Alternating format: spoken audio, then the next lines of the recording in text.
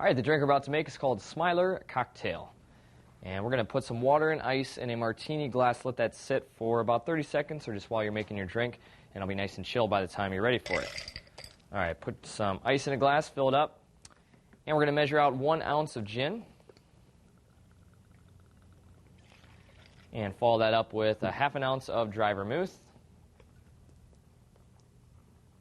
And also a ½ ounce of sweet vermouth.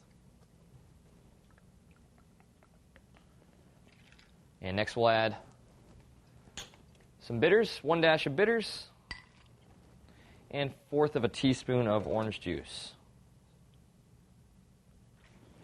Okay, let's go ahead and shake it up. Get it nice and cold.